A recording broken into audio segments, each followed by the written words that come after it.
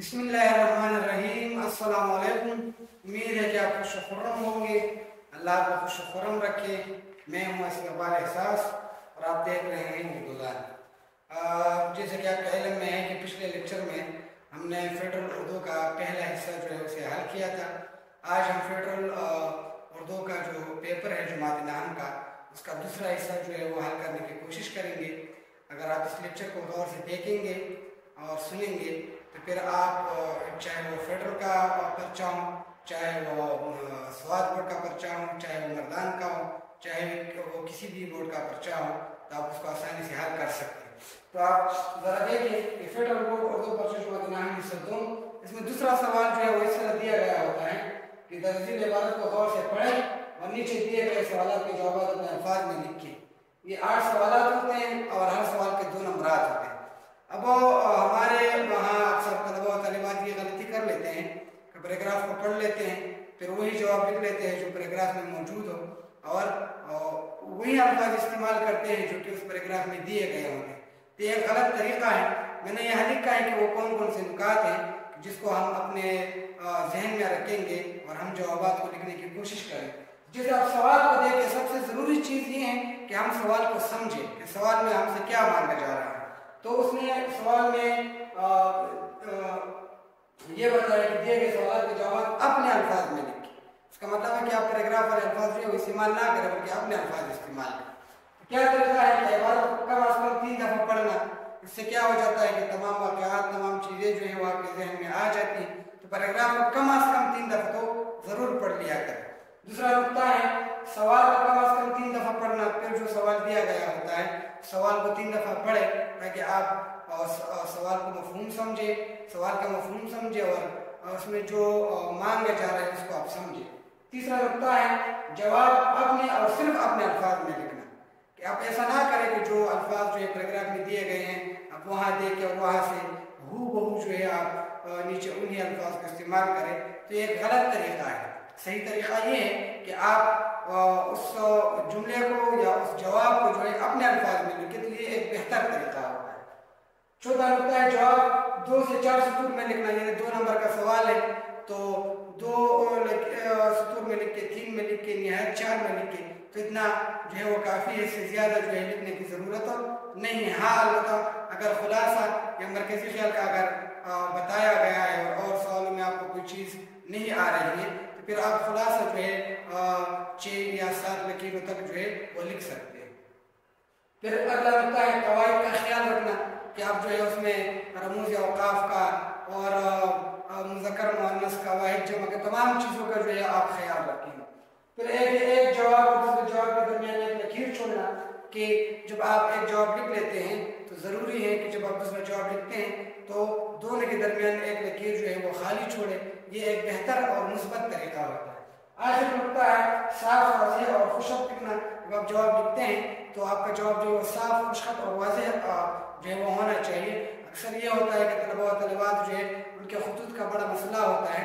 तो ये याद रखें कि अगर आप जो लिखते हैं वो इस काबिल है कि मुम्तहिन जो है उसको पढ़ सके तो आपको नंबरात दिए जाएंगे, लेकिन ज़रूरी है कि आपके खुतूत जो है वो ज़्यादा खूबसूरत हो और ज़्यादा बेहतर। अब दूसरे सवाल की तरफ आ जाते हैं।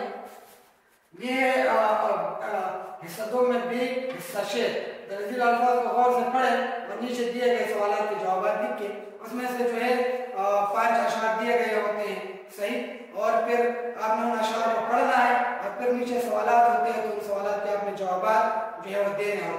जैसे आप यहाँ देखें कितना है बदनसीब ज़फ़र दफन के लिए 2 गज़ ज़मीं भी नमी भी कोई यार में, ये एक शेर है। दूसरा देखिए उनकी नज़र में शौकत जश्ती नहीं किसी की, आंखों में बस रहा है जिनकी जलाल तेरा। तीसरा शेर है नगोर सिकंदर ने कब्र दारा, मिटे नामियों के निशा कैसे कैसे। 14 शेर है मौत का एक दिन मुअय्यन है, नींद क्यों रात भर नहीं आती। 5 शेर दिन जिंदगी के खत्म हुए शाम हो गई, फैला के को सोएंगे गंजी मजार में। ये 5 अशार। अब इन 5 अशार में कौन कौन सी चीज़ें जो है वो मांगी जा सकती हैं और कौन सी ऐसी चीज़ें हैं कि अगर हम वो समझें और उन पर काम करें, उनको अपने जहन में रखें, तो फिर इनमें से अगर कोई भी चीज़ अगर मांगी जाए तो फिर आपको मसला नहीं हो। मैं पहले देखिए मतलब और मकसद की तारीफ और पहचान कि आपसे मांगा जा सकता है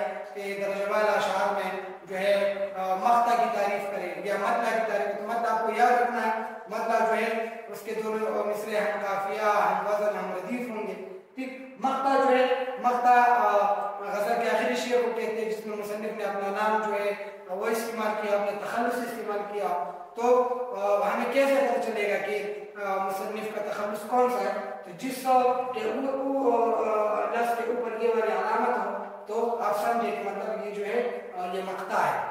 दूसरा है शेर के अल्फाज की समझ, यानी आपको आपके लिए बहुत ज़रूरी है कि आप शेर के अल्फाज की जो शेर के अल्फाज है उसको समझ सकें, कि जब शेर के अल्फाज आप समझ जाते हैं तो फिर आप उसमें से बहुत सारी चीज़ें जो हैं वो कर सकते हैं। तीसरा नुकता है शेर के अल्फाज के मानी आपसे ये भी मांगा जा सकता है कि जैसे कि यहाँ ये पहला के पास सोएंगे गंजी मज़ार में, इस शेर में गंजी मज़ार से क्या मुराद है?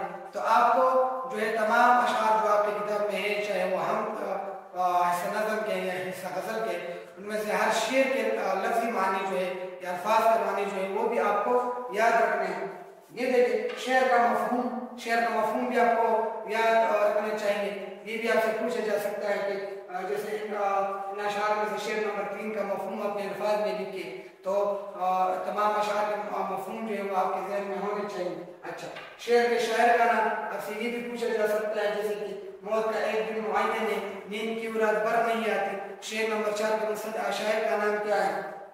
तो आपको तमाम जो आपकी किताब में दिए गए हैं उन अशआर के शुआरा के नाम जो है वो भी आपको याद रखने चाहिए। अच्छा, शेर की शरह आपसे ये भी पूछा जा सकता है कि जैसे शेर नंबर 5 की तशरीह करें तो कम अज़ कम तशरीह कर सके। अच्छा, तो मानी अल्फाज की पहचान कभी कभार यूँ होता है कि अशआर में ऐसे अल्फाज होते हैं जिनके दो मानी होते हैं, तो दो मानी जो है वो अल्फाज भी आपको मालूम होने चाहिए। अच्छा, काफिया और रदीफ की पहचान, काफिया और रदीफ जो है उनकी पहचान आपको आनी चाहिए। शेर की तारीफ जो है वो भी आपको आनी चाहिए। इल्म बयान के तमाम अरकान की पहचान जो है वो आपको आनी चाहिए, जैसे तशबीह है, इस्तिआरा है, किनाया है, मजाज मुरसल है, और इस तरह सलातों के यहाँ लिख दिया है सलातों की पहचान, जैसे तमाम सलातें हैं, सलात तज़ाद है, मिरातुन नज़ीर है, सलात तकरार है, सलात लफ़्ज़ नशर, तमाम सलातें जो है वो भी आपको आनी चाहिए। जो चीज़ें मैंने बताई, अगर ये चीज़ें आपको आ रही हैं तो इस सवाल को हल करने में आपको 5 से 6 मिनट लगेंगे और आप बड़ी आसानी से हल कर सकते हैं। इसलिए आप देखें इनमें से ये सवाल जो है वो दिए गए थे, इन अशआर में मक्ता की निशानदेही करके मक्ता की तारीफ लिखिए। मक्ता कौन सा है ये देखें, कितना है बदनसीब ज़फ़र दफन के लिए 2 गज़ ज़मीन भी ना मिली कोई यार, तो यहाँ ज़फ़र जो है बादशाह ज़फ़र और इसके ऊपर ये अलामत भी, ये मक्ता है, और मक्ता जो है क़ता से निकला है, और गज़ल के आखिरी शेर को जिसमें शेर अपना तखल्लुस करते हैं तो उसको मक्ता कहते हैं। दूसरा सवाल, किन की नज़रों में किसकी शौकत नहीं जश्न? तो ये अगर आपने पढ़ा है, इनकी नज़रों में शौकत जश्नी नहीं, किसी की आंखों में बस रहा है जिनकी जलालत हमद का शेर कि अगर खुदा की मोहब्बत, खुदा का रौब दबदबा अगर किसी की आंखों में हो, किसी के दिल में हो, तो उसकी नज़रों में किसी और की जो है शौकत या शान शौकत जो है वो नहीं जश्नी। तीसरा देखिए, तीसरे शेर में किस हकीकत को बयान किया गया है? तीसरा शेर, लगोर सिकंदर नह कब्र दारा मिटे नामियों के निशा कैसे कैसे, यानी इस हकीकत को बयान किया गया है कि हर चीज़ को जो है मौत आनी हो, तमाम चीज़ें जो है वो खराब होने वाली है, मौत किसी को भी नहीं छोड़ती। अच्छा, चौथा शेर देखिए, चौथा सवाल, शायर को नींद आने की क्या वजूहत? ये गालिब का शेर है, मौत का एक दिन मुआयन है, नींद क्यों रात भर नहीं आती? तो शायर को इसलिए नींद नहीं आ रही है कि वो सोच रहा है कि मैं मर न जाऊँ, हालांकि ये जो है उसने एक दिन मरना है, लेकिन उसने ये बात जो है अपने सोच में डाल दी है। अच्छा, 5 कि जिंदगी के दिन खत्म हुए शाम हो गई, इससे क्या मुराद है? देखिए, जिंदगी के खत्म हुए शाम हो गई, फैला के पास सोएंगे गंजे मज़ार में, या गंजे मज़ार से क्या मुराद है? जिंदगी के खत्म हुए शाम हो गई, यानी अब जो है मैं मरने के करीब हूँ और जो है मेरी जिंदगी के दिन जो है वो खत्म हो गए। गंजे मज़ार से क्या मुराद है? गंजे मज़ार से मुराद है कब्र या कब्र का गोश्त।